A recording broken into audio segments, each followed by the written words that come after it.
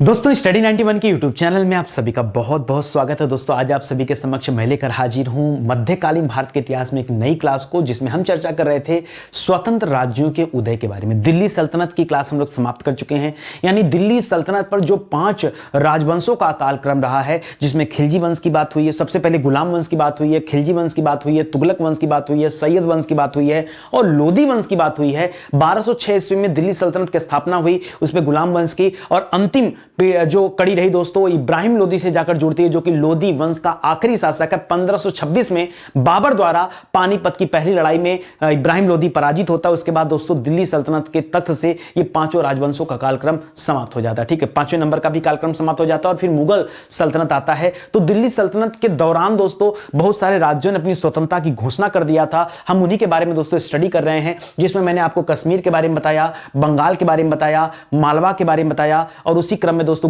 मालवा के बारे में बताया, गुजरात के बारे में भी दोस्तों आपने पढ़ लिया। उसी क्रम में दोस्तों अब हम आगे बढ़ रहे हैं, मेवाड़ और मारवाड़ के बारे में भी पढ़ेंगे। ठीक है, तो मेवाड़ और मारवाड़ जो था दोस्तों, यहां पर कैसे किन लोगों ने दोस्तों राज्य को स्वतंत्र कराया या अपने वंश को स्वतंत्र कराया, उसकी भी चर्चा हम लोग किया जाएगा। आज हमारा दोस्तों 61वां दिन है, यानी 60 दिनों से लगातार एक क्लास पूरी हो चुकी है। आज 61वें दिन से दोस्तों हम लोग क्वेश्चन नंबर 1801 से लेकर 1830 के सवालों को कवर करने चल रहे हैं। ठीक है, देखिए आपको विश्वास नहीं हो रहा था और मैंने आपसे कहा था ना, इस सीक्वेंस में दोस्तों कब 1000 से 2000 सवाल हो जाएगा आपको पता नहीं चलेगा। 1000 का तो पता नहीं, 2000 भी कंप्लीट होने वाले हैं। तो आइए आप सीक्वेंस से चीजों को पढ़िए। देखिए इतिहास सीक्वेंस का विषय, अगर आप घटनाओं को कालक्रम के अनुसार नहीं पढ़ेंगे, कौन सी घटना पहले घटी, कौन सी घटना बाद में घटी, तो आप कभी समझ नहीं पाएंगे। ठीक है, इसलिए दोस्तों मैं इतिहास को एकदम बेसिक से पढ़ा रहा हूं और एक भी टॉपिक छोड़ नहीं रहा हूं। मैं चाहता तो दिल्ली सल्तनत के बाद मुगल शासन शुरू कर देता, ठीक है, और बाबर के बारे में बताता। क्या जरूरत थी मुझे रिसर्च करके इन सब चीजों के बारे में बताने की? लेकिन मेरी क्लास जब होती है ना,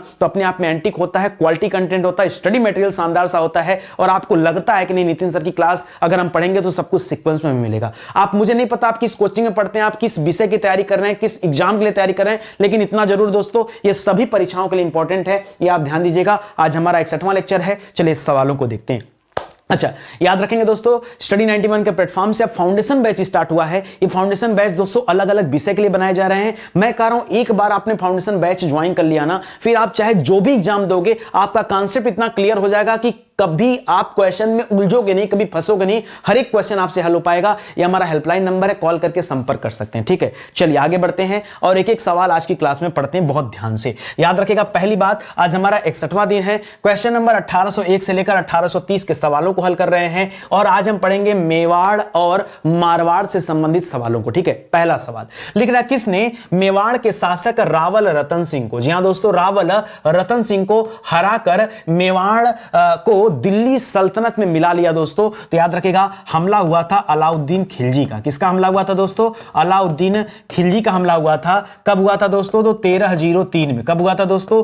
1303 में अलाउद्दीन खिलजी ने हमला किया था। किस पर? याद रखिएगा, मेवाड़ पर। उस समय वहां के राजा कौन थे? तो रावल रतन सिंह या राणा रतन सिंह ने आप कह सकते हैं। ठीक है, इन्हीं की पत्नी का नाम पद्मावती था। आपने मूवी तो देखा होगा ना पद्मावती, वो पूरी की पूरी पिक्चर दोस्तों इसी पर बना है। हालांकि पद्मावत जो ग्रंथ है वो बाद में चल के लिखा गया। लड़ाई थी 1303 की। पद्मावत ग्रंथ की रचना मलिक मोहम्मद जायसी ने 1540 ईस्वी में किया। तब अकबर नहीं पैदा हुआ था, हुमायूं का शासन था। उसी साल बिलग्राम का युद्ध हुआ था। याद रखेंगे 1540 ईस्वी में दोस्तों मलिक मोहम्मद जायसी ने उसकी रचना किया है। उस किताब में दोस्तों बाकायदा वर्णन किया गया है। आप सारी चीजें जानते हैं। ठीक है, बाकी आपने मूवी देखा होगा तो आपको चीजें समझ में आएंगी। तो अलाउद्दीन खिलजी ने पद्मावती की सुंदरता को देखकर उसे पाने की इच्छा जाहिर की। राणा रतन सिंह के साथ लड़ाई होता है और उस दौरान दोस्तों मेवाड़ को दिल्ली सल्तनत में मिला दिया जाता है। ठीक है, एक बात।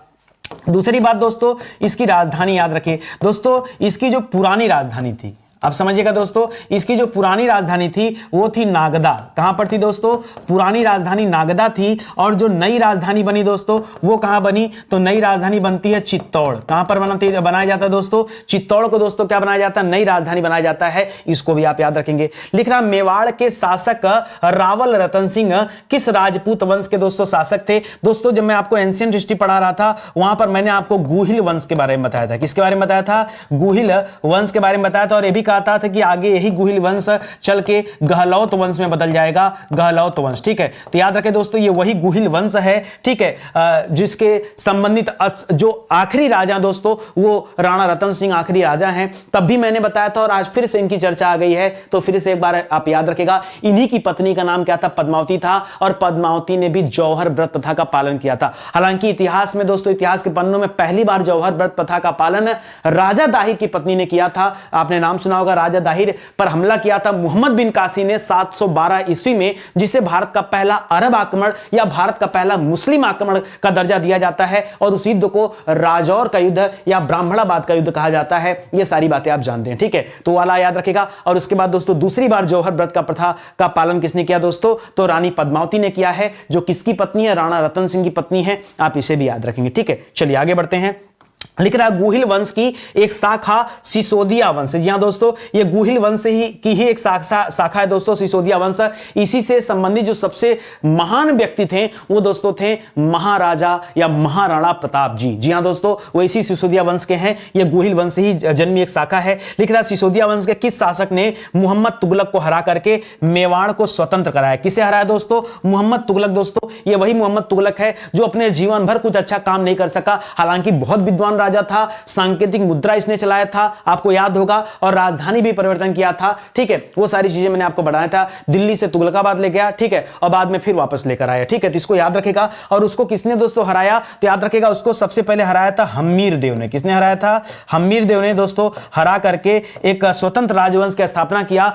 कब दोस्तों? तो 1326 ईस्वी से लेकर के 1364 ईस्वी तक दोस्तों किसका राजपाट रहा? याद रखेगा, हम्मीर देव का शासन चलता रहा। और मोहम्मद बिन तुगलक के समय में याद रखेंगे यहां पर ये मेवाड़ जो है स्वतंत्र हो जाता है। ठीक है, और इसीलिए आज ये हम सवाल पढ़ रहे हैं कि मेवाड़ की स्वतंत्रता से संबंधित हम सवाल को देखने चल रहे हैं। चलिए, लिख रहा है मेवाड़ राज्य की पुनर्स्थापना कब हुआ? देखिए, अगर मेवाड़ राज्य के स्वतंत्रता की बात कराएं कि इसकी स्वतंत्रता कब घोषित हुई दोस्तों, तो आपने पढ़ा होगा कि 1326 में 26 ईस्वी में दोस्तों हम्मीर देव ने, किसने दोस्तों? हम्मीर देव ने किसको हराया दोस्तों? हराया किसे हराया दोस्तों? तो याद रखेगा, मोहम्मद बिन तुगलक को हराया। ठीक है, मोहम्मद बिन तुगलक को हरा करके दोस्तों यहां पर मेवाड़ राज्य को स्वतंत्र कराया। लेकिन अगर आपसे कभी पुनर्स्थापना पूछे कि इसकी पुनर्स्थापना किसने कराया, ठीक है, तो हम्मीर देव ने आगे चल के 1314 ईस्वी में, ठीक है, व्यक्ति वही है लेकिन एक बार पुनर्स्थापना कराते हैं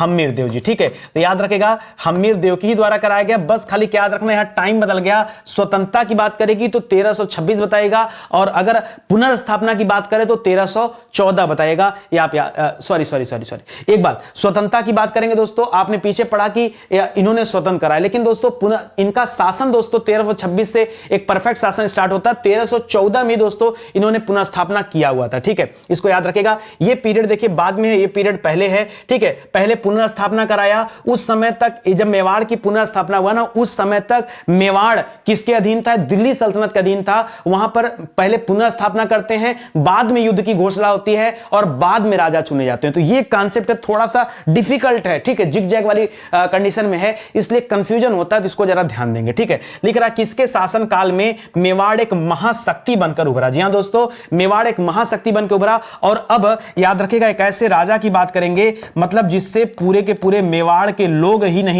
पूरे राजस्थान के लोग प्रभावित थे। उनका नाम था मोकल। जी हां दोस्तों, मोकल। इनका शासन आता है दोस्तों 1421 से लेकर के 1434 तक। ठीक है, 1421 से लेकर के 1434 ईस्वी तक दोस्तों याद रखेंगे ये गद्दी पर बैठते हैं। बहुत इंपॉर्टेंट है दोस्तों, याद रखेंगे मोकल दोस्तों बहुत ही महान शासक रहते हैं, ये आप याद रखिएगा। चलिए मोकल से संबंधित कुछ सवालों को देखते हैं। लिख रहा मोकल ने किसे राजकीय संरक्षण प्रदान किया था? तो मोकल ने दो विशिष्ट लोगों को दोस्तों राजकीय संरक्षण दिया था। एक कविराज वाणी विलास का नाम सुना होगा आपने, ठीक है, कविराज वाणी विलास। जी हां दोस्तों, कविराज वाणी विलास। पूछता सवाल कि इनको संरक्षण किसने दिया था, तो याद रखेगा। और दूसरा संरक्षण दिया था योगेश्वर नाम के एक विद्वान को। ठीक है, तो ऐसे कई लोगों को दोस्तों संरक्षण देने का भी काम किया था मोकल ने। आप जब डिटेल में पढ़ेंगे इतिहास को तब आपको चीजें और भी ज्यादा मिलेंगी। देखिए मोकल का उत्तराधिकारी कौन था? ठीक है, मोकल जब गद्दी से हटते हैं, देखिए मोकल का टाइम पीरियड क्या था दोस्तों, तो पीछे मैंने आपको बताया कि 1421 से लेकर के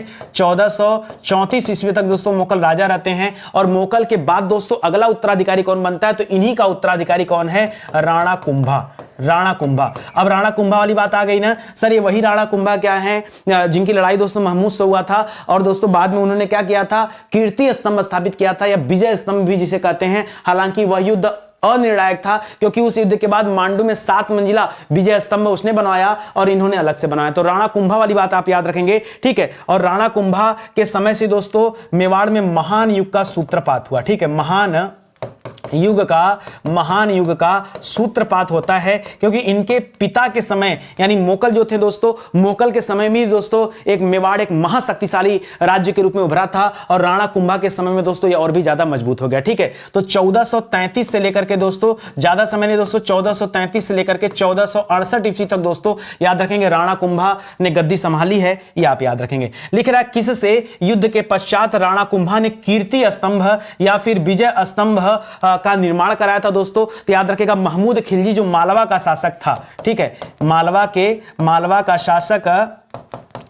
का शासक महमूद खिलजी, ठीक है। महमूद खिलजी के साथ दोस्तों जो महमूद खिलजी प्रथम वाला था, ठीक है। महमूद खिलजी प्रथम के साथ जो युद्ध हुआ था, हालांकि यह युद्ध अनिर्णायक था, ठीक है। और उसी युद्ध के दौरान दोस्तों इन्होंने विजय स्तंभ बनाया था। और याद रखेंगे दोस्तों महमूद खिलजी ने भी वापस जाकर के मांडू में, यहां दोस्तों मांडू में 7 मंजिला विजय स्तंभ बनवाया, ठीक है। 7 मंजिला विजय स्तंभ का निर्माण उसने कराया, विजय स्तंभ का निर्माण उसने कराया था, ठीक है। ये अपनी जीत की खुशी मना रहा था और ये अपनी जीत की खुशी मना रहे थे, दोनों याद रखेगा, ठीक है। लिख रहा है गीत गोविंद पर रसिक प्रिया नामक टीका किसने लिखा है, ये बताइए। गीत गोविंद की रचना दोस्तों किसने किया है, तो गीत गोविंद की रचना किया है जयदेव ने। किसने किया दोस्तों, जयदेव ने किया है। और आपसे पूछ रहा दोस्तों इस पर रसिक प्रिया नामक दोस्तों टीका लिखा गया, और टीका किसने लिखा दोस्तों, तो टीका स्वयं राणा कुंभा ने ही लिखा है। जी हां दोस्तों, राणा कुंभा ने दोस्तों उस पर टीका स्वयं लिखा है, तो इसको भी याद रखेगा। आपसे तो जनरली यही पूछता कि गीत गोविंद की रचना किसने किया, तो क्या बताएंगे,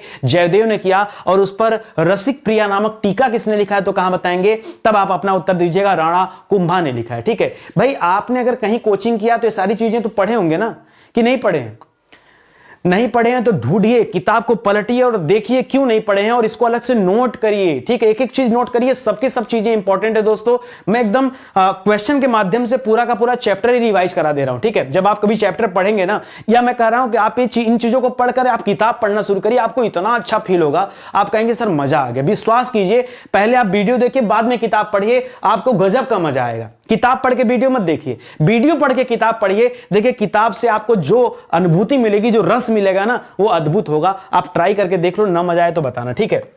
लिख रहा है राणा कुंभा ने किन ग्रंथों की रचना किया है। राणा कुंभा देखिए बहुत विद्वान शासक थे, ठीक है, बहुत विद्वान राजा थे, और इनकी संगीत में बहुत ज्यादा रुचि थी, ठीक है। संगीत में क्या थी दोस्तों, बहुत ज्यादा रुचि थी। इसी वजह से दोस्तों इन्होंने कई सारी ग्रंथों की रचना की, जो संगीत के अपने मतलब बहुत बेहतरीन ग्रंथ माने जाते हैं। जैसे दोस्तों एक ग्रंथ का नाम है संगीत राज, याद रखेगा दोस्तों, संगीत राज ग्रंथ की रचना की। इसी तरह से दूसरा ग्रंथ है दोस्तों संगीत मीमांसा। क्या नाम है दोस्तों, संगीत मीमांसा। जी हां दोस्तों, संगीत राज किसने लिखा है, राणा कुंभा ने। संगीत मीमांसा भी इसने लिखा है, इन्होंने लिखा है। संगीत रत्नाकर भी इन्होंने लिखा है, संगीत रत्नाकर। कुल 4 ग्रंथों के बारे में बताऊंगा। संगीत रत्नाकर लिखा है। आपने पीछे रसिक प्रिया पढ़ा दोस्तों, रसिक प्रिया, वो भी किसकी रचना है, ये टीका है ना रसिक प्रिया। ये क्या है दोस्तों, रसिक प्रिया टीका है, ठीक है। किस पर टीका है दोस्तों, तो गीत गोविंद जो रचना दोस्तों, उस पर जो टीका है याद रखेगा। और एक 5वीं रचना याद रखेगा, सुप्रबंध। क्या याद रखेगा दोस्तों,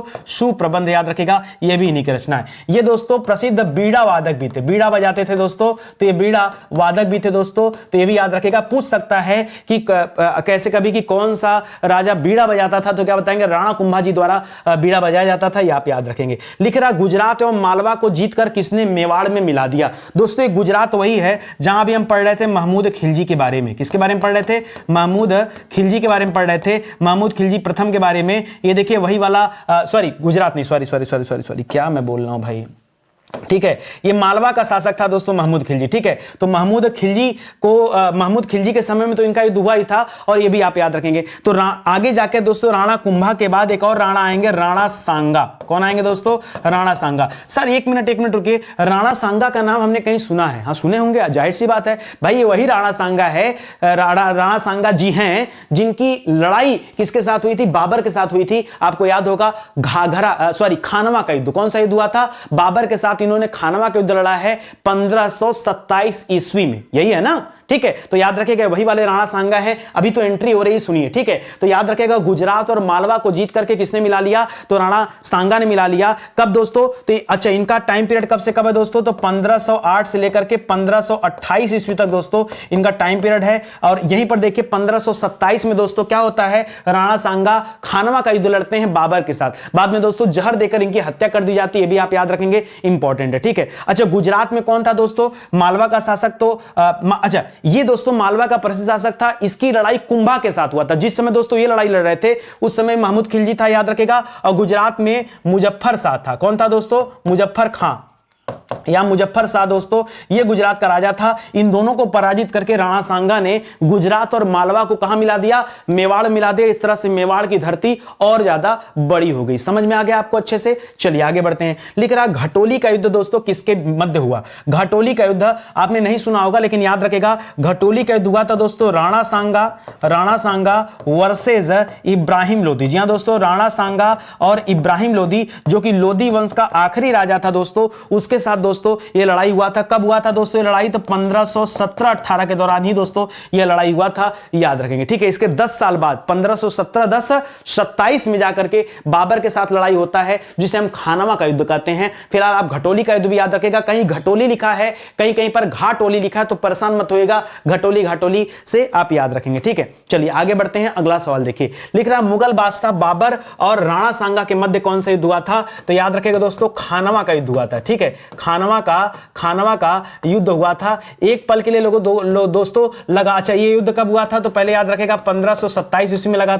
हुआ था। और इस युद्ध में लगा ना कि बाबर पराजित हो जाएगा। ठीक है, और बाबर जब भयभीत हो जाता है, डर जाता है, तो उसने दोस्तों यहीं पर जिहाद का नारा देता है। जिहाद का नारा, ये जिहाद के नारे के बाद दोस्तों याद रखेगा सभी विधर्मी हो जाते हैं, यानी जो उसकी सेना रहती है वो फिर से मोटिवेट हो जाती है, और भयानक युद्ध होता है। उस युद्ध में दोस्तों राणा सांगा की हार हो जाती है, याद रखेंगे, और बाबर ये युद्ध जीत जाता है, राणा सांगा हार जाते हैं। 1527 ईस्वी की बात है। ठीक है, आगे लिख रहा है हल्दी घाटी का युद्ध किसके मध्य हुआ था? तो हल्दी घाटी का प्रसिद्ध युद्ध दोस्तों 1576 ईस्वी में हुआ था, आपको पता होगा। और किसके किसके बीच में? तो याद रखेगा महाराणा प्रताप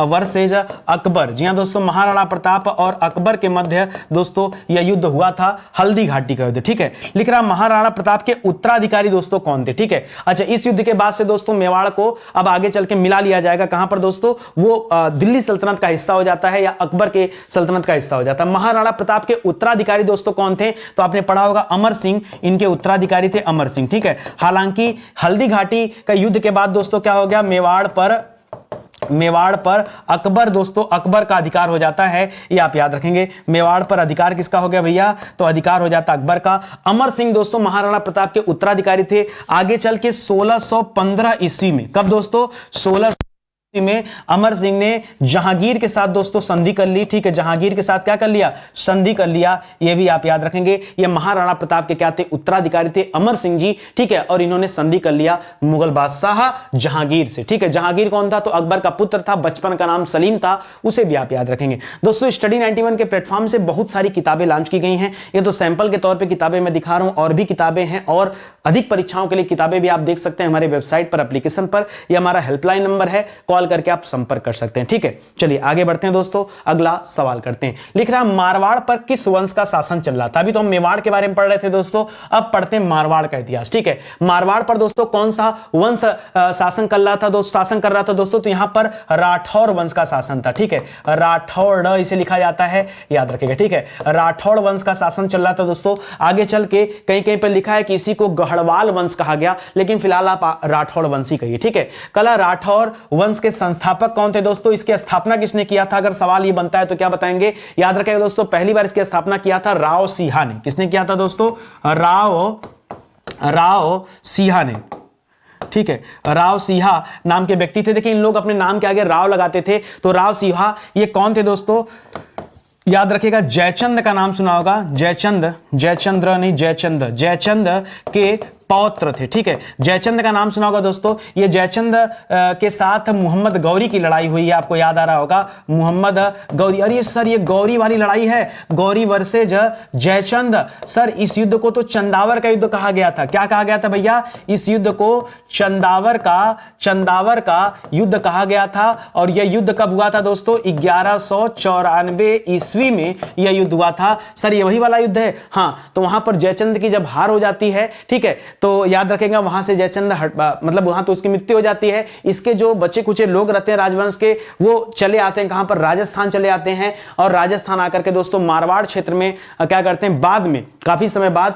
जयचंद के पौत्र रहते हैं राव सिंहा। राव सिंहा जी क्या करते हैं दोस्तों, यहां पर राठौड़ वंश की स्थापना करते हैं। ये राठौड़ वंश की स्थापना कहां पर हुआ दोस्तों, तो पाली के निकट। कहां पर दोस्तों, पाली के निकट दोस्तों इन्होंने इस राठौड़ वंश की सीमा रखी है, तो इसको याद रखिएगा। लिख रहा दोस्तों आधुनिक मारवाड़ की नींव दोस्तों किसने रखा है, आधुनिक मारवाड़ की नींव अगर पूछेगा तब आप अपना जवाब थोड़ा सा चेंज करिएगा। अब यहां पर दोस्तों राव चूड़ा का नाम आप पढ़ेंगे, किसका नाम पढ़ेंगे, राव चूड़ा। या कहीं कहीं पर दोस्तों आपको चुंद का नाम मिल जाएगा, क्या मिल जाएगा, राव चूड़ा या चुंद मिल जाएगा। इन्होंने आधुनिक मारवाड़ की नींव डाली है कब दोस्तों, तो 1394 ईस्वी में दोस्तों इन्होंने आधुनिक मारवाड़ की नींव डाली है, इसको भी याद रखिएगा, ठीक है। और आप कह सकते हैं दोस्तों कि राव चूड़ा जो थे दोस्तों ये प्रथम प्रतापी शासक थे। क्या थे दोस्तों, ये प्रथम प्रतापी शासक थे मारवाड़ वंश के, यानी पहले सबसे ज्यादा प्रतापी राजा थे, इसको याद रखिएगा, ठीक है, इनको याद रखिएगा। अच्छा इन्होंने एक लड़ाई लड़ा दोस्तों मांडू के सूबेदार के साथ। जी हाँ दोस्तों,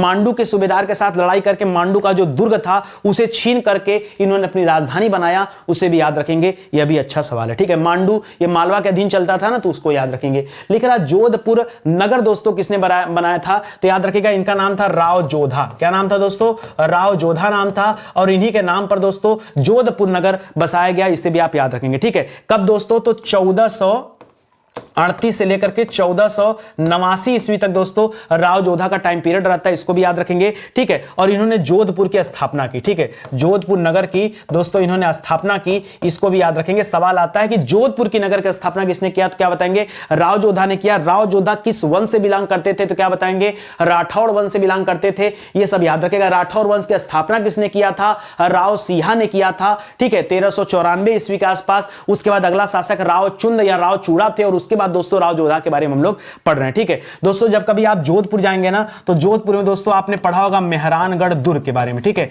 मैं भी हाल फिलहाल में घूमने गया था, मेहरानगढ़ दुर्ग दोस्तों बहुत शानदार दुर्ग है, मैं क्या ही कहूं आपसे, ठीक है। ये दुर्ग की स्थापना भी किसने कराया था दोस्तों, तो इन्होंने ही कराया था, राव जोधा ने कराया था, ठीक है। आगे बढ़िए, लिख रहा है किसके शासनकाल में मारवाड़ अपने चरमोत्कर्ष पर पहुंच गया, मतलब एकदम टॉप पे पहुंच गया दोस्तों। तो याद रखेगा यहां पर नाम आप चेंज करेगा, लिखेगा मालदेव। जी हां दोस्तों, मालदेव के शासनकाल में क्या हो गया, मारवाड़ अपने चरमोत्कर्ष पर पहुंच गया। पहला मैंने शासक किसे बताया, वीर सिंहा को बताया, वीर सिंहा या राव सिंहा, ठीक है। राव सिंहा स्थापना किए थे किसके, राठौर वंश की। फिर हमने पढ़ा राव चूड़ा के बारे में, ये प्रथम प्रतापी शासक थे। फिर हम लोगों ने पढ़ा राव चूड़ा के बाद राव जोधा के बारे में, जिन्होंने जोधपुर शहर को बसाया, यहां पर मेहरानगढ़ दुर्ग को स्थापित किया। और तीसरे नंबर के बाद चौथे नंबर पर हम पढ़ रहे हैं किसके बारे में, याद रखेगा मालदेव के बारे में। मालदेव 1531 से लेकर 1562 ईस्वी तक दोस्तों ये गद्दी पर बैठे रहे, 1531 से लेकर के 62 तक गद्दी पर बैठे रहे। और इन्होंने बीकानेर के राजा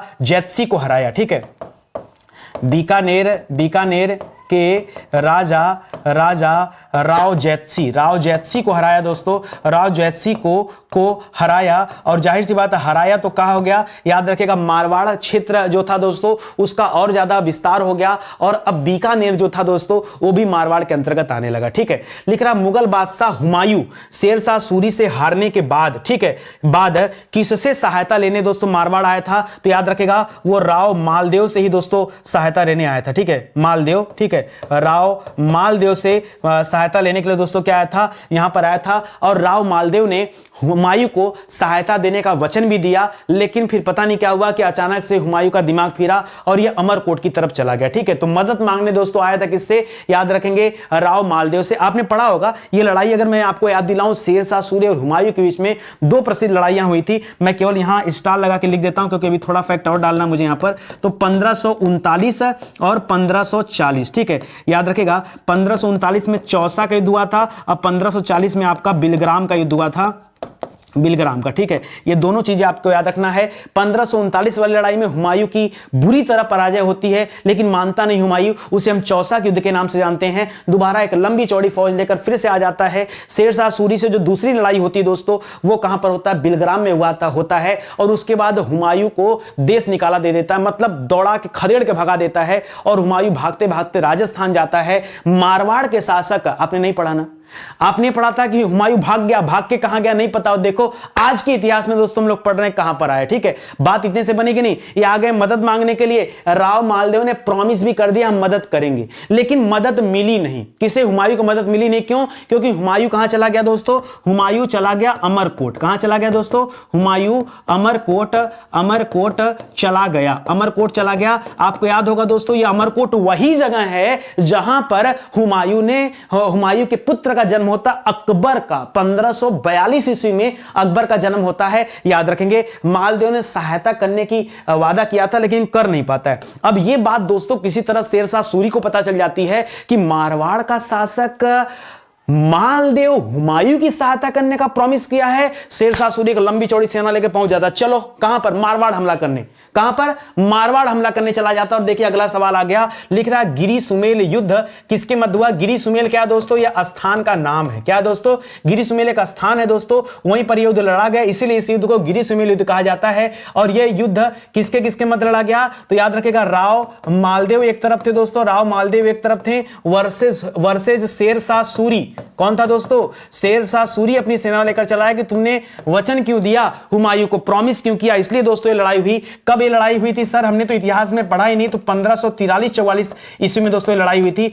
आगे चल के 1545 में कालिंजर अभियान के दौरान दोस्तों याद रखेंगे, भेरा नामक स्थान पे दोस्तों शेरशाह सूरी की मृत्यु हो जाती है। सॉरी, भेरा नहीं, ठीक है, वो अलग है। कालिंजर अभियान के दौरान दोस्तों मृत्यु हो जाती है किसकी, इस शेरशाह सूरी की मृत्यु हो जाती है, उसको याद रखेगा। और ये जो गिरी सुमेल है दोस्तों, ये पाली के निकट है। कहां पर दोस्तों, पाली के निकट ही दोस्तों ये लोग अपना राजपट बनाए थे। तो याद रखेगा पाली के निकट ये युद्ध हुआ था। ठीक है, गिरी सुमेल युद्ध 1543-44 के दौरान किसके किसके मध्य में, तो याद रखेगा राव मालदेव और शेरशाह सूरी के मध्य में ये युद्ध लड़ा गया था। ठीक है, लिख रहा दोस्तों, राव मालदेव के द्वारा निर्माण कराया गया। राव मालदेव ने क्या क्या निर्माण कराया, दो चार चीज कुछ बताइए यहां पर। तो याद रखेगा, आपने पोखरण का नाम सुना है ना, ठीक है, हां सर पोखरण तो पिक्चर भी देखा हमने। ठीक है, वहीं पर दोस्तों टेस्टिंग होती है, बिल्कुल सही, मैं उसी पोखरण की बात कर रहा हूं। तो याद रखेगा, पोखरण में दोस्तों किला बना है, वो किला किसने बनाया है, राव मालदेव ने बनाया है। ठीक है, इसके अलावा दोस्तों कालकोट का किला किसने बनाया है, कालकोट का किला, वो कालकोट का जो किला दोस्तों,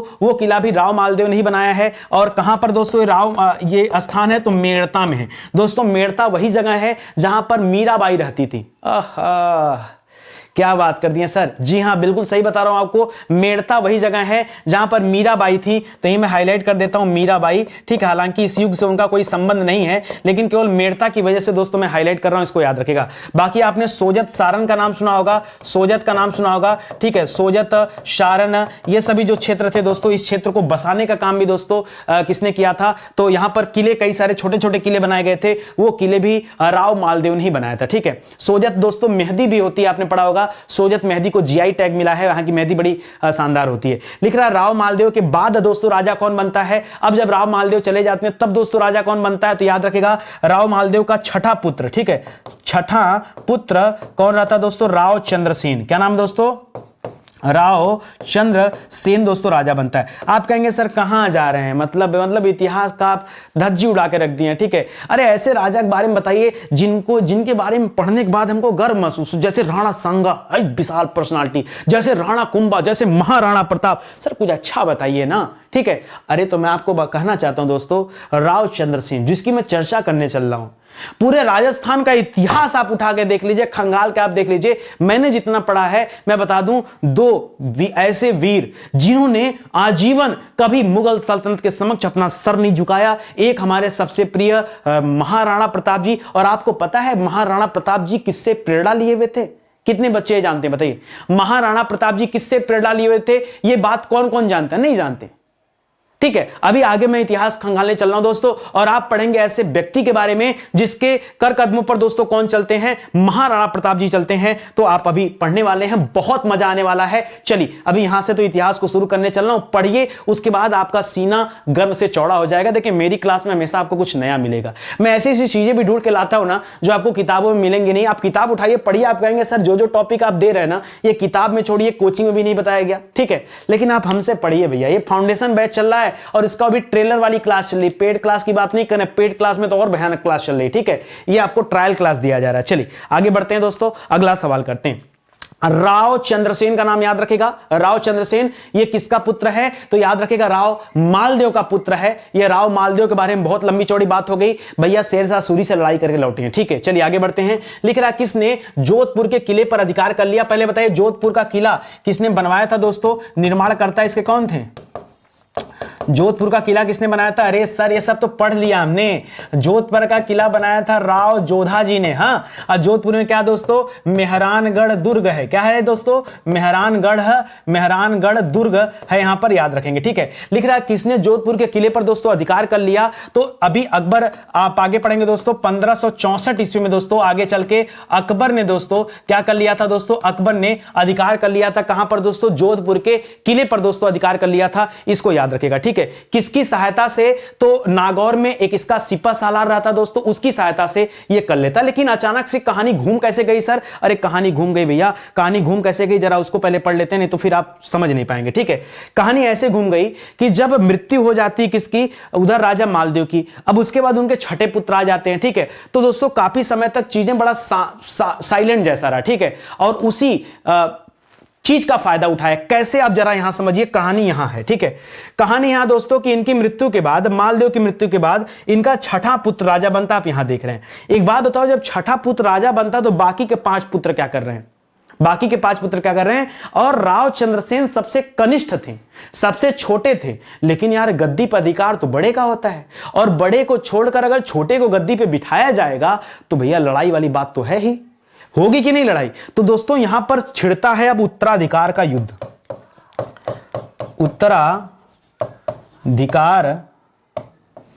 उत्तराधिकार का युद्ध दोस्तों यहां पर शुरू हो जाता है कि गद्दी पर हम बैठेंगे, गद्दी पर हम बैठेंगे। इस तरह जितने भी बेटे रहते हैं वे सभी चाहते हैं गद्दी पर हमारा अधिकार हो जाए, और इसी का फायदा उठाने के लिए अकबर आता है। ठीक है, अकबर आता है। कौन अकबर? ये वही अकबर है दोस्तों जो बैरम खां के संरक्षण में काम कर रहा है, और इस अकबर को लगता है क्यों ना मारवाड़ की जो परिस्थिति है उस परिस्थिति का दोस्तों फायदा उठाया जाए। इसीलिए मैंने कहा ना कि जोधपुर के किले पर किसने अधिकार कर लिया? याद रखेगा अकबर ने अधिकार कर लिया। क्यों अधिकार कर लिया? क्योंकि उस समय उत्तराधिकार का युद्ध चल रहा था, और इसलिए दोस्तों इसको लगा कि सबसे सटीक समय है जब हम जोधपुर तक अपनी सीमा का विस्तार कर सकते हैं। अच्छा, अकबर तो भैया दिल्ली का रहने वाला, फिर उसको यहां का लोकेशन कौन बताएगा? रास्ता वास्ता किधर से जोधपुर जाएंगे? गूगल मैप तो था नहीं, लगा चला जाएगा। ठीक है, कौन बताएगा? तो बीच में जगह एक पड़ता है नागौर।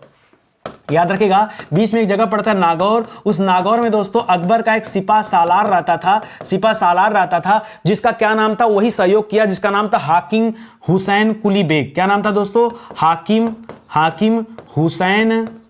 हुसैन कुली बेग दोस्तों, ये इसका नाम था। अच्छा, कैसे अकबर को ये जानकारी हुआ कि यहां उत्तराधिकार का युद्ध छिड़ गया है? क्योंकि दोस्तों जब यहां राव चंद्रसेन गद्दी पर बैठ जाते हैं ना, तो राव चंद्रसेन के जो बड़े भाई रहते हैं वो चला जाता है मदद मांगने किससे? हाकिम हुसैन कुली बेग से। और हाकिम हुसैन कुली बेग ने तुरंत सूचना दी अकबर को। अकबर ने कहा ऐसा करो कुली बेग, तुम तुरंत जाओ और तुरंत युद्ध की घोषणा कर देता। और तुरंत जो है इस परिस्थिति का फायदा उठा करके अकबर ने क्या कर लिया? इस किले पर अधिकार कर लिया। लिख रहा है नागौर दरबार का आयोजन कब होता है? अब जब दोस्तों जोधपुर किला जीत लिया गया तो हकीम कुली बेग ने फोन करके बता दिया, फोन नहीं था, समझो बात को, इंटरेस्ट के लिए बता रहा हूं, हुसैन हकीम कुली बेग ने दोस्तों अकबर को सूचना दे दिया कि महाराज अब जोधपुर आपके कदमों में है। तो वहां से अकबर चलकर आता है, नागौर में एक दरबार लगता है जिसे हम नागौर दरबार कहते हैं। नागौर दरबार का आयोजन किया। आयोजन किसने किया दोस्तों? तो हकीम हुसैन कुली बेग ने किया। ये आप याद रखेंगे किस और कब किया गया दोस्तों, एक ये भी सवाल है। तो 1570 ईस्वी में दोस्तों इसका आयोजन किया गया और यहां पर दोस्तों अकबर आता है।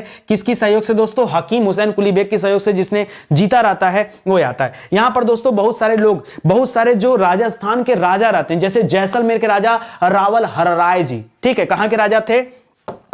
याद रखेगा, राव हर राय जी, ये दोस्तों कहां के राजा थे? ये जैसलमेर के राजा थे। जैसे इनको पता चलता है कि अकबर आ रहा है, ये आ जाते दोस्तों और आत्मसमर्पण कर देते, ठीक है, अकबर के समक्ष आत्मसमर्पण कर देते हैं कि भैया हमारा राजपाट मत छीनिएगा, ठीक है, व्यवस्था चलने दीजिए भैया, जो आप कहेंगे हम आपको देते रहेंगे। हाथ जोड़कर क्या करते हैं? आत्मसमर्पण कर लेते हैं, ठीक है, जैसलमेर के राजा। ऐसे आसपास के और भी राजा, जैसे बीकानेर के राजा, उसमें रहते कल्याणमल, ठीक है, तो याद रखेगा राव कल्याणमल, ये दोस्तों कहां के राजा हैं? ये दोस्तों बीकानेर के राजा हैं, ठीक है।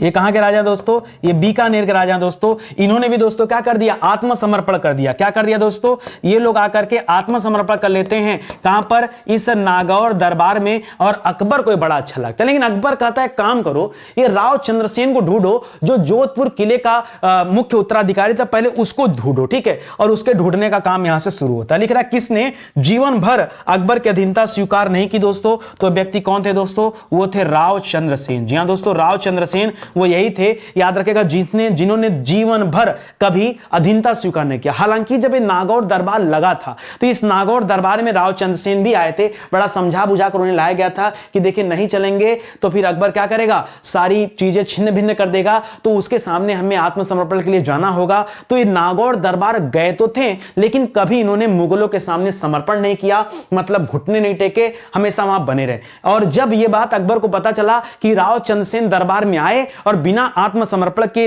निकल गए, तब दोस्तों अकबर ने कहा एक काम करो, ढूंढो जाओ राव चंद्रसेन को और उसे तुरंत हमारे कदमों में लेकर आओ, ठीक है। और यहां पर अब स्टोरी होगी चेंज, ठीक है। अब स्टोरी क्या कहती सुनिए। अब यहां से राव चंद्रसेन निकले, ठीक है, यहां से राव चंद्रसेन निकले और निकलकर कहां गए दोस्तों? तो एक जगह है भाद्राजूड़। कहां गए दोस्तों? एक जगह है भाद्राजूड़। ये चले गए नागौर दरबार से लौट करके भाद्राजूड़ चले गए, ठीक है। अकबर ने कहा भाद्राजूड़ भेजो, अपनी सेना भेजो। और किसे भेजा? जलाल खां को। 1574 ईस्वी में जलाल खां को कहां भेजा गया दोस्तों? भाद्राजूड़ भेजा गया। भाद्राजूड़ में जब वो गया और राव चंद्रसेन को ढूंढ लिया, तो राव चंद्रसेन ने भाद्राजूड़ में ही किसकी? जलाल खां की हत्या कर दिया। हत्या करके जलाल खां की फिर से राव चंद्रसेन क्या हो गए? निकल दिए, ठीक है। तो याद रखेगा जलाल खां 1574, ठीक है। और जलाल खां कौन दोस्तों? तो अकबर ने इसको भेजा है, अकबर ने भेजा था, ठीक है, अकबर ने भेजा था जलाल खां को, और इसकी क्या हो जाती है दोस्तों? हत्या हो जाती है, ठीक है, हत्या हो जाती है। और यहां से दोस्तों अब हत्या करने के बाद रुकेंगे तो नहीं, अब वो भाद्राजूड़ से दोस्तों ये राव चंद्रसेन जी निकल जाते हैं। और निकल कहां जाते हैं? निकल के चले जाते हैं सिवाड़ा। कहां चले जाते हैं? सिवाड़ा। सिवाड़ा दोस्तों एक पहाड़ी क्षेत्र है सोजत के पास में। हमने कहा था स्टार्टिंग में ना, सिवाड़ा, सोजत, ये सब में दोस्तों छोटे छोटे किले इन्होंने बनवाए थे, ठीक है। इन्होंने नहीं, इनके पिताजी ने बनाए थे, ठीक है, इनके पिताजी ने बनाया था, छोटे छोटे किलों का निर्माण कराया था। ये वहां चले जाते हैं। अब अकबर नहीं मानता, अकबर को पता चलता जलाल खां मर गया, तो दोस्तों उसने शहबाज खां को 1576 में भेजा। शहबाज खां को दोस्तों 1576 में भेजा। लेकिन कभी दोस्तों ये सिवाड़ा चले गए, सिवाड़ा से चले गए पहाड़ी में, और पहाड़ी में दोस्तों खो गए। अकबर कभी जीवन भर इन्हें ढूंढ नहीं पाया। तो मैंने क्या कहा आपसे, राजस्थान की धरती पर केवल 2 ऐसे वीर सपूत थे जिन्होंने आजीवन अकबर के समक्ष या किसी भी मुगल के समक्ष अपने सर को नहीं झुकाया। एक थे महाराणा प्रताप और दूसरे थे महाराणा प्रताप के समकालीन ही राव चंद्रसेन जी, ठीक है। आप देखिए 1574 1576 चल रहा है, ये वही 1576 है जब यहां शाहजहां खां, शहबाज खां दोस्तों ढूंढ रहा है किसे? राव चंद्रसेन को, और उधर अकबर लड़ाई कर रहा है महाराणा प्रताप से, हल्दी घाटी के युद्ध चल रहा है। ये वही टाइम पीरियड है, एक समय की बात है दोनों में, ठीक है। तो याद रखेगा राव चंद्रसेन को अपना वो आदर्श मानते थे, महाराणा प्रताप जी इनको आदर्श मानते थे। बहुत बड़ी बात है ये, आप समझिए, ठीक है। तो राव चंद्रसेन जी को कभी मुगल ढूंढ नहीं पाए, आजीवन नहीं ढूंढ पाए। कहा जाता है दोस्तों उसी पहाड़ी में कहीं पर दोस्तों इनका एक प्रतिमा बना है। प्रतिमा में घोड़े पर दोस्तों राव चंद्रसेन जी हैं, आगे 5 स्त्रियों की मूर्तियां। ये कहा जाता है कि 5 स्त्रियां शायद इनकी पत्नी रही होंगी जो सती हो गई। क्या हो गई दोस्तों? जो सती हो गई। ये दोस्तों एक कहानी में आता है। चलिए आगे बढ़ते हैं दोस्तों। लिख रहा राव चंद्रसेन के बाद जोधपुर का राजा दोस्तों किसे चुना गया? अब राव चंद्रसेन जी जब नहीं रहे तो जोधपुर का राजा अकबर ने स्वयं चुना दोस्तों। और किसे चुना? तो याद रखेगा मोटा राजा उदय सिंह। ठीक है, मोटा राजा, इनको मोटा राजा भी कहा जाता था। मोटा राजा राव उदय सिंह, राव उदय सिंह। जी हां दोस्तों, मोटा राजा राव उदय सिंह को याद रखेगा अकबर ने यहां गद्दी पर बैठा है। ठीक है, अकबर की स्वीकृति से दोस्तों ये राजा बने थे, ये भी याद रखेगा। यानी एक तरह से अकबर का अधीनता इन्होंने स्वीकार किया था, इसलिए अकबर ने इन्हें गद्दी पर बैठाया था। याद रखेगा 1583 से लेकर 1595 ईस्वी तक। कब से कब तक दोस्तों? याद रखेंगे 1583 से लेकर के 1595 ईस्वी तक दोस्तों ये गद्दी पर मोटा राजा उदय सिंह बैठे रहे, इसको याद रखेगा। ठीक है, बाद में दोस्तों इन्हीं की पुत्री थी। ठीक है, पुत्री मानबाई का विवाह, पुत्री मानबाई का विवाह इन्होंने किससे कर दिया दोस्तों? मानबाई का विवाह कर देते हैं सलीम से। किससे कर देते हैं? सलीम। और सलीम कौन दोस्तों? याद रखेगा सलीम है अकबर का पुत्र। अकबर का पुत्र। एक वैवाहिक संबंध बन जाता दोस्तों, याद रखिएगा। आगे यही सलीम क्या कहलाता दोस्तों? जहांगीर कहलाता है, तो इसको भी याद रखेंगे। ठीक है, तो एक वैवाहिक संबंध भी बन गया। जोधपुर के राजा मोटा राजा राव उदय सिंह की पुत्री मानबाई का विवाह सलीम के साथ हो जाता। पूरा इतिहास पढ़े हैं, लेकिन आज जब आप ये चैप्टर पढ़ रहे हैं तब आपको समझ में आ रहा है कि इतिहास कहां से उठा था और कहां जाके जुड़ रहा है। ठीक है, ये मेहनत का फल है। चलिए आगे बढ़ते हैं। लिख रहा अकबर ने किसे सवाई राजा की उपाधि से सम्मानित किया था दोस्तों? तो इन्हीं को दोस्तों सवाई राजा की उपाधि दिया था। नहीं, बाद में, एक मिनट, अकबर ने ये लिखा दोस्तों, अकबर ने किसे सवाई राजा की उपाधि दिया था? थोड़ा सा दोस्तों आप यहां पे ध्यान देंगे, यहां पर एक नए आ जाते हैं सूर सिंह। ठीक है, सूर सिंह दोस्तों अगले राजा बनेंगे, उन्हें अकबर ने सवाई राजा। जैसे आप जब सवाई पढ़ते हैं तो हमेशा दिमाग में सवाई राजा जयसिंह आता है दोस्तों। वो जब आप पढ़ते हैं दोस्तों तो आमेर में पढ़ते हैं। आमेर की बात नहीं कर रहा है ये दोस्तों, मारवाड़ की बात कर रहा है।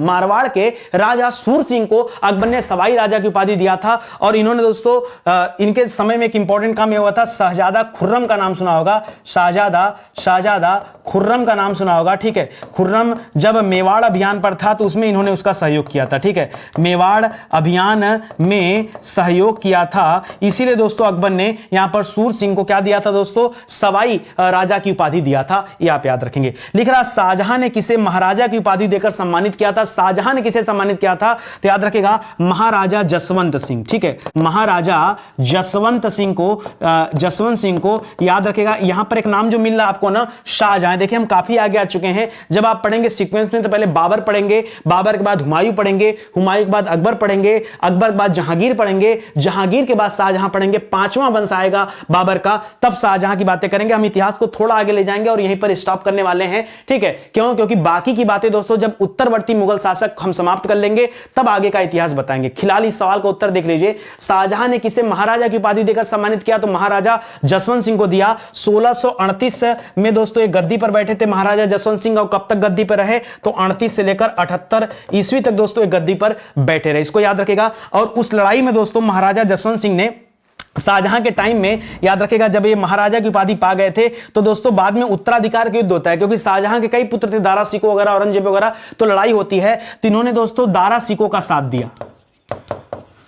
दारा शिकोह का साथ दिया था। ठीक है, किसने? याद रखेगा महाराजा जसवंत सिंह ने। लेकिन एक लड़ाई होती है 1707 ईस्वी में और वहां पर दारा शिकोह की हत्या कर दी जाती है। औरंगजेब दोस्तों राजा बनता है, लेकिन यहां पर साथ तो दोस्तों दारा शिकोह का दिए थे, तो औरंगजेब इनको दंड नहीं देता है, क्योंकि बहुत पावरफुल राजा रहते हैं, इनको अपने तरफ जो है ले लेता है। और उसके बाद पहले तो इनका साथ देते हैं। ठीक है, किसके खिलाफ दोस्तों? औरंगजेब के खिलाफ। बाद में दोस्तों महाराजा जसवंत सिंह ये औरंगजेब के साथ हो जाते हैं। ये वही, अब जो मैं लाइन बोलने वाला हूं ना, कसम से इतिहास में लाइन सुनकर के आपका दिल खुश हो जाएगा। दोस्तों देखिए इतिहास कहां से उठा कहां जा रहा है। ठीक है, हमने राव सिंहा से कहानी को शुरू किया और महाराजा जसवंत सिंह पर कहानी को समाप्त कर रहा हूं। महाराजा जसवंत सिंह वही व्यक्ति हैं जो शुरुआत में दारा शिकोह का साथ दिए औरंगजेब के विपरीत जाकर, लेकिन बाद में दारा शिकोह की हत्या के बाद ये औरंगजेब के साथ हो लिए। औरंगजेब ने शिवाजी के साथ दोस्तों युद्ध की ठानी और शिवाजी के किलों ऊपर, शिवाजी के स्थानों पर, मराठाओं पर दोस्तों जो है युद्ध किया। मराठा ने भी बदले में छापेमार युद्ध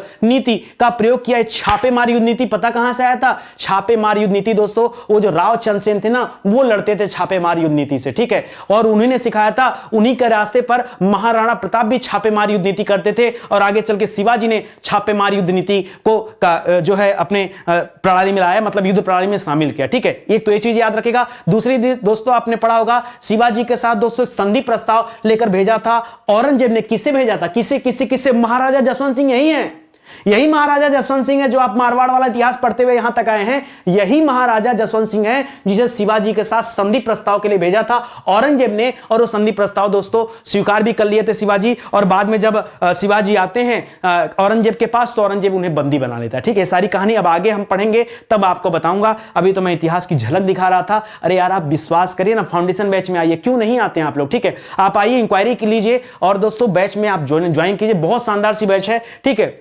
ज्यादा भीड़ नहीं, जिसको स्कॉलर बनना हो दोस्तों वो आ सकता है। इतिहास को तो इतने शानदार तरीके से हम पढ़ेंगे ना, तबीयत खुश हो जाएगी आपकी, ठीक है।